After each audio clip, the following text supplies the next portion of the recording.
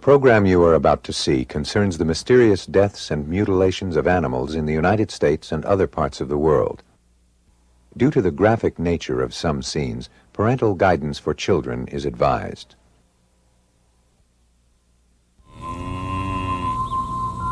The film you are about to see, called A Strange Harvest, was first broadcast in May 1980.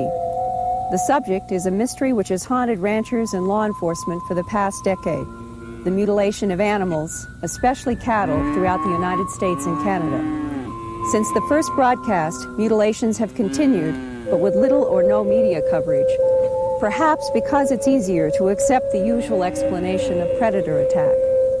However, in the past few months, since September of 1982, I have received 12 mutilation reports from sheriff's offices, all relating to bizarre cuts, not predators. One of those happened right here in this field on September 16th, 1982. Bill and Linda DeZuris grew up on this ranch land about 30 miles east of Colorado Springs. Raising cattle has been their life, and neither had seen anything like the dead cow they found that September day.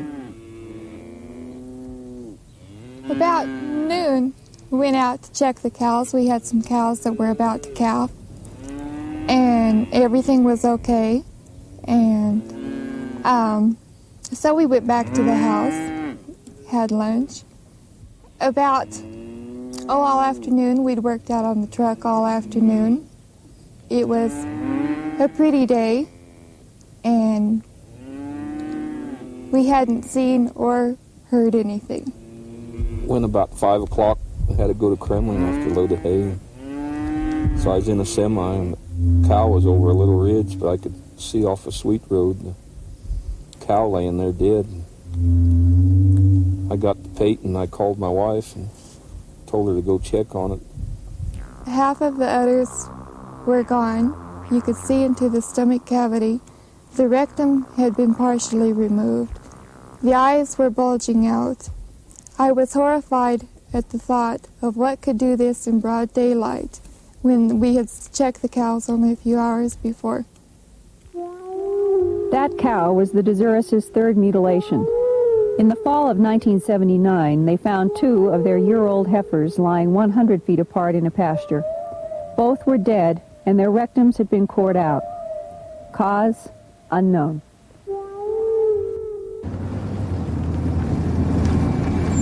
One deputy sheriff in Wyoming is so frustrated with the mutilation mystery that he has gotten his local crime lab's cooperation to investigate mutilations as they would human murders.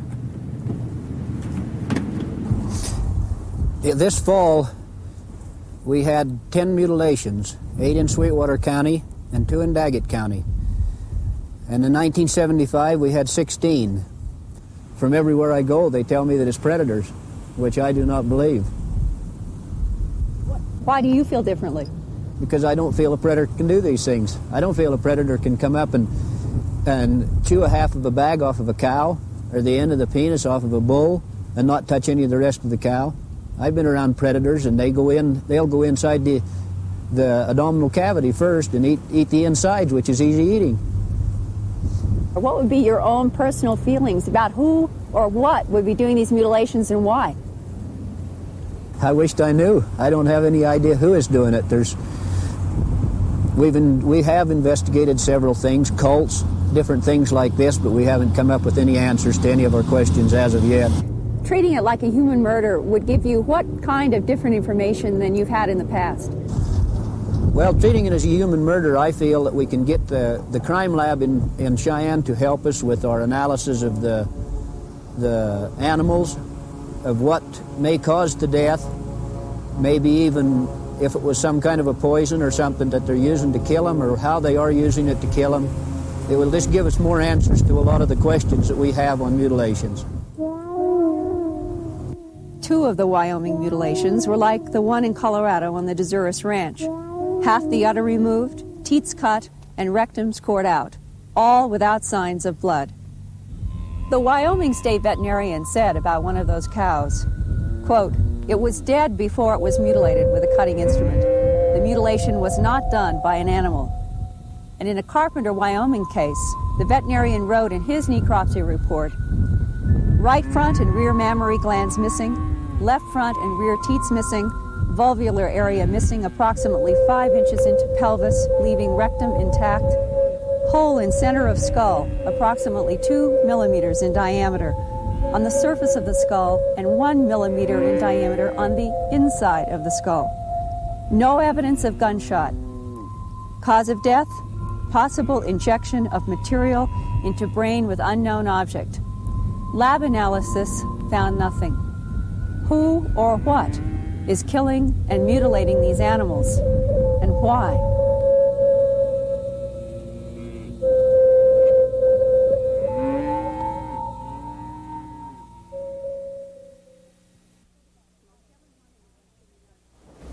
Most everyone in the western United States heard about cattle mutilations in 1975. And a couple of years later, in 1977, most people thought cattle mutilations had gone away. The number of newspaper articles declined, and ranchers, many of them, stopped reporting their dead and mutilated cows to law enforcement. But the cattle mutilations never did stop. And by the spring of 1979, United States Senator Harrison Schmitt of New Mexico was concerned enough to call for a conference in Albuquerque on April 20th to talk about cattle mutilations. And I began wondering again, what was going on? In the past few months, I've traveled through Wyoming, New Mexico, and Colorado exploring this mystery. I've talked with journalists, law enforcement people, ranchers, and scientists. They have shown me their photographs, their reports, and their files. In this program, you will hear the testimonies of many of these people who have been involved with this puzzling phenomenon over the past decade. Some of their statements might shock you, but they're all part of this amazing story that I call a strange harvest.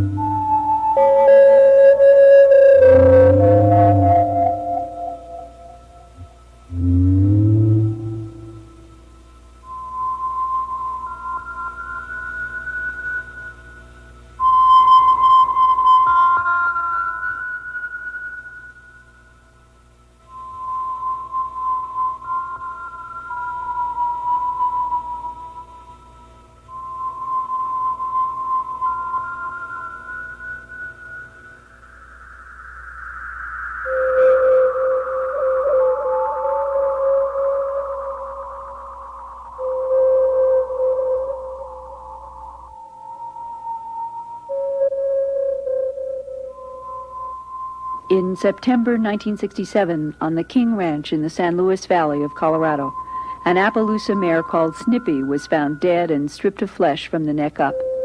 Some said this was the work of flying saucers. Who or whatever did it, no one knows.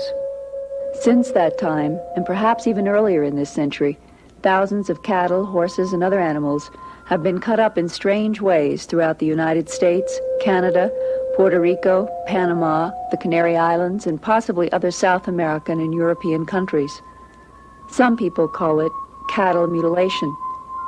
Whatever it's called, it's a strange harvest. Parts missing are usually an ear, an eye, the tongue, the lower jaw is stripped of all flesh, the sexual organs are cut out, the rectum is cored out, and in some cases, the blood is gone. Adding to the mystery is lack of tracks or other evidence. Mutilated cattle have been found on wet sand or rain-soaked ground with no tracks around them, not even their own. And the mutilations continue. Between May 1979 and January 1980, over 30 cattle in Canada had reportedly suffered this strange fate. Iowa had 8 reported mutilations in the last months of 1979. Other states that had reported mutilations in 1979 were Colorado, Wyoming, New Mexico, Arkansas, Kansas and Nebraska, and Texas.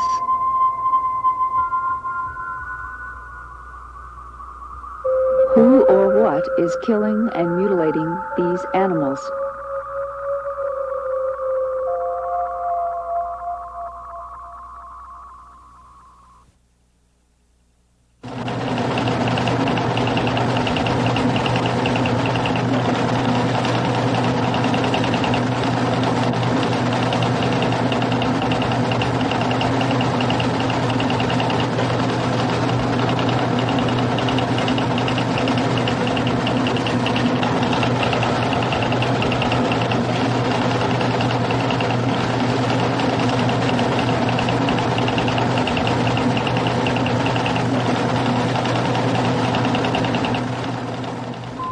Could it be cults, predators, helicopters, UFOs, deranged individuals, secret government project?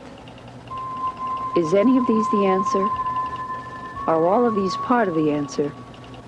Some ranchers believe that whoever's doing the mutilating must be using some kind of aircraft.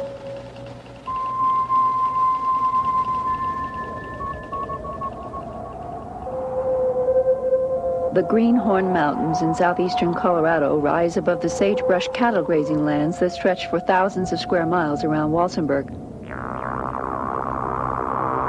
Here in July of 1979, rancher C.E. Potts found one of his prize bulls dead and mutilated.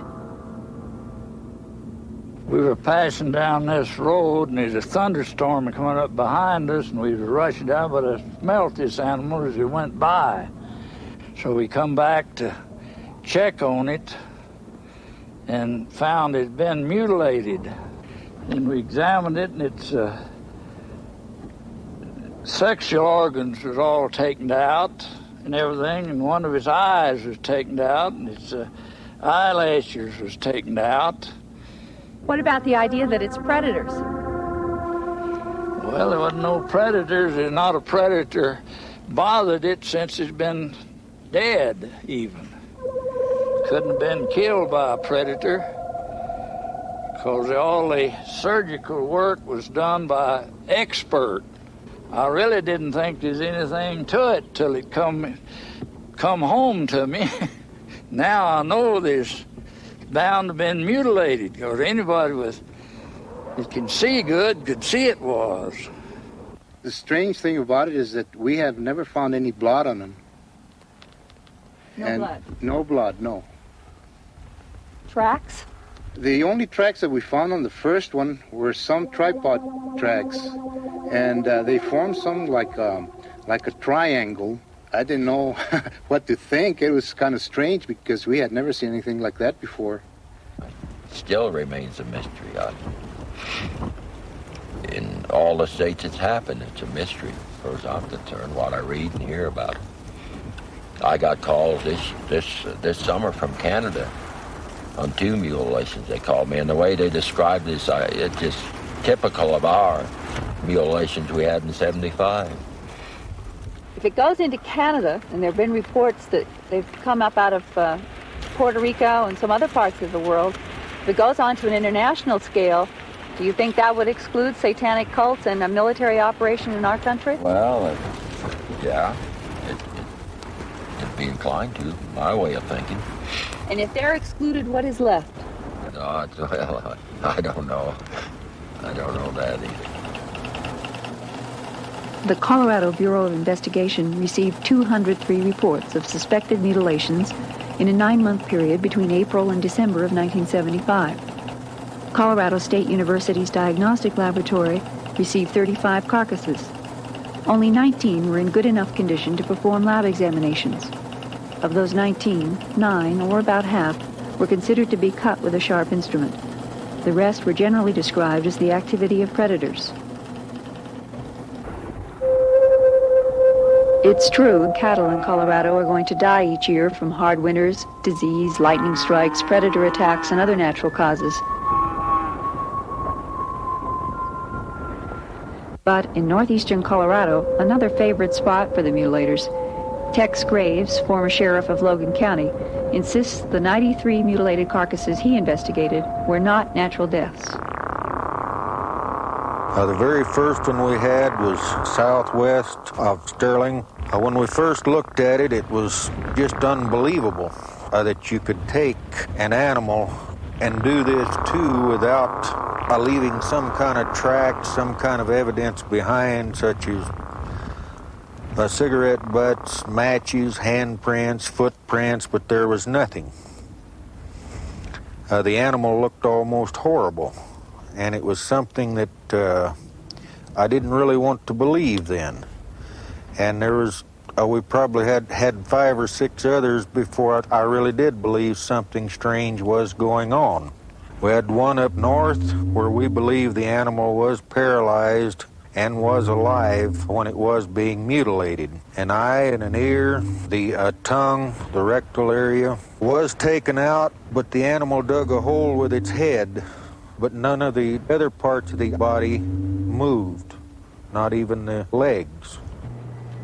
What force could hold down a 900-pound steer while its ear, tongue, rectum, and sex organs were removed? I asked Dr. Albert McChesney, pathologist and coordinator of the Diagnostic Laboratory at Colorado State University in Fort Collins, Colorado. His lab did all the analysis work on the 35 carcasses sent in from the Colorado Bureau of Investigation. Well, I would, of course, surmise the animal was dead before they were removed. But how would the hole be dug where its head is? It's been moving to dig that hole. Many times when an animal dies, they go through an agonal phase just before they die, and they will paddle their legs, or they will beat their head or swing it back and forth, or they might even have some central nervous system involvement, which would make them be incoordinate, make them lie down and to struggle for some little time, and this would dig the hole where the animal's head is. Now, I'm not trying to discredit the fact that there can be mutilations, but I just want to show that there is a very good chance that something else could have caused it. Here is the very first cow that Sheriff Tex Graves and Sterling ever went out on. Would a natural predator ever strip a jaw clean like this one? I cannot tell you whether this would be from a sharp instrument or from scavenging. Many times when an animal dies again, the pressure will cause their tongue to extend, and this will allow animals to start eating on the front end of the animal. And if so, this cleaning of the jaw and the cheek muscles would be just a natural extension of that entry into the body tissues. But doesn't that look like a nice clean curve of a cut around there in that lower jaw? It does. It looks quite clean. But once again, we have to have all of our facts together before we can draw a conclusion. If I could see whether hair was cut or if there were deeper incisions, perhaps I could tell you specifically. But to look at one like this, I would say it's within the realms of either a scavenging or a sharp knife mutilation. It could be either way. One other place in 1976 north of town on a very hard pasture, almost like hard brick. We found tripod marks 12 inches across. The tripod marks were 14 feet apart. We found one set that had gone in the ground roughly 8 inches. And it would take a good post hole digger or our shovel to dig in like this. It indicated something very heavy had set down in this area, yet there was no tracks leading from it nor to it.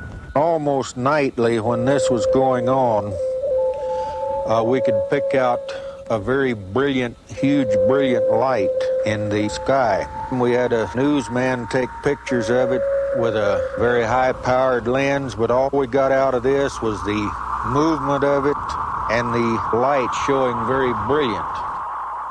Several times we observed smaller lights come out of this aircraft and then come down toward Earth. This huge, brilliant light would hang in the air, and then when it would move, it could move up and down, backwards, forwards, travel very rapidly. And after a while, these smaller lights would join up with the larger one, and then they'd disappear. Another law enforcement officer who saw strange lights back in 1975 and 76 is Bill Waugh. Bill was the undersheriff in Elbert County for 8 years, working with Sheriff George Yarnell. He retired in 1979. Posseman and I was sitting out there one night. The sheriff was up in a plane, and I happened to look in the rearview mirror, and I saw this orange ball of light come up from the ground. So I nudged the deputy or the posseman with me. We jumped out of a car, and this light came at us. It was up then, up off the ground, flying higher than the car. And they get up just about to the car, and they make a complete 90-degree right-angle turn. And in the cockpit, I could see 3 little lights, a red one and what looked like a white one, and either a green or a blue. One man looked out of his window at night just before he went to bed, and a horse was standing out there. He got up the next morning, sat down to breakfast, and happened to glance out, and the horse had been mutilated. Right there. It was in the summertime. They had they had a house and 2 trailers where people lived in, and they all had their windows open. They had dogs around the place. No one heard any dogs barking. No one heard a thing. And that was right up by the house.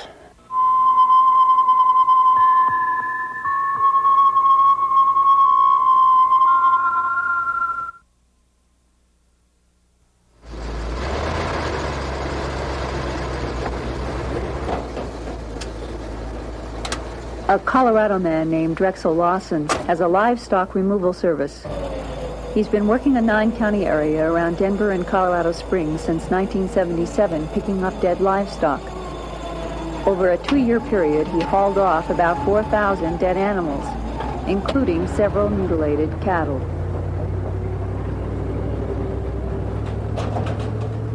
My first mutilated pickup was in 77. It was in the late afternoon, late evening, and frankly scared the hell out of me because I wasn't used to seeing things like that.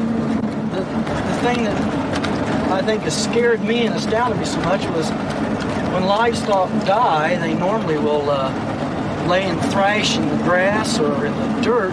This cow looked like she'd just been actually just picked up or turned over, and none of the grass or the dirt, anything around her was disturbed or destroyed in any way from her dying. She hadn't had any blood. The blood was completely drained from her. I would say that it would be virtually impossible to withdraw not even all of the blood, but just a significant amount of the blood from an animal without leaving some telltale mark that blood vessels had been cut or that the animal had been killed in this manner. Probably closer examination would have shown that in the dead animal's body the blood had gravitated to the deeper organs or to the downside. Do you know of anything on the earth today, in medicine or military, that could drain the blood from an animal? I have no knowledge of it if it's there, no. All the mutilated cattle that I've gotten where the rectum tissue's been taken or the muscle tissue's been taken, it's been a very, very precise surgical type incision, and it's been clean, not hacked like an animal would. An animal has to grab and bite. It has to tear in order to remove that tissue, and this has all been smooth. What's your own personal theory or feeling about who or what is doing the mutilations? Well, I feel strongly about UFOs. The incisions a lot of times looks like some type of burn or laser. The eyes on a particular cattle that I picked up has had a marbly clear look, which looks like it's a flash burn or some type of a laser burn. The term laser burn came up in several conversations with ranchers and law enforcement people. So we decided to see how laser surgery is done. This instrument is called a CO2 laser. It will be used to remove scar tissue from a woman's vocal cords. This mobile laser unit stands about 8 feet high and weighs about 400 pounds. In the hospital, it is powered by AC current from a wall plug. Experienced medical technicians need 20 minutes to get the laser unit ready for surgery. Clearly, it's not a convenient tool to drag around remote ranch lands. But because of the alleged burns found on some mutilated animals, a few people have jumped to the conclusion that maybe lasers are involved. It is true that lasers seal off blood vessels as they penetrate tissue, so there is little or no bleeding. The depth of penetration is controlled by the power of the beam and length of time it is on. When the laser beam hits tissue, heat is generated, which turns cell water to steam and vaporizes away. Could a laser do the strange cuts found on mutilated cattle? We asked Dr. Arlen Myers, an experienced laser surgeon at Rose Medical Center in Denver. I've been examining 2 photographs of alleged cattle mutilations in Logan County, and they show 2 quite distinct pictures. One is a large hole that has surrounding burns and charred material. The other is a very nice clean cut and has relatively normal underlying tissue. The first picture, I think conceivably could have been caused by a burning or lasing type instrument, although I think it would be very difficult, given the state of the art today, at least to my knowledge, to bring a device to a field and inflict this sort of damage on a piece of livestock. In more reality, it would be easier to bring the animal here. We asked Dr. Myers to use the laser and try to make a perfect 1/8 inch deep circle in a chicken. You can see the red aiming dot, and we're going to begin to remove some of this tissue. And you can see as it's removing this tissue that the burn is fairly flush. Notice the dark scab that forms around it, and we can continue to remove this tissue in deeper and deeper levels. The laser evaporates water, and that's why we're seeing all the smoke. This piece of flesh that we're using has no blood in it, but even if it did, it would have the same bloodless sort of charred appearance after the tissue was removed. In trying to duplicate what I saw in the pictures, if I were to try to deepen this hole, there are some limitations with the instrument that I'm using. The maximum point of focus of the beam is at a certain length, and in order to make this hole deeper, I would need to move the instrumentation deeper toward the flesh and just continue to burrow the hole. Okay, we're going to go to the scalpel and try to demonstrate what sort of let's leave this here for some contrast, and we'll take this second piece of flesh, and I'm just going to make a similar size circle and try to duplicate this wound over here.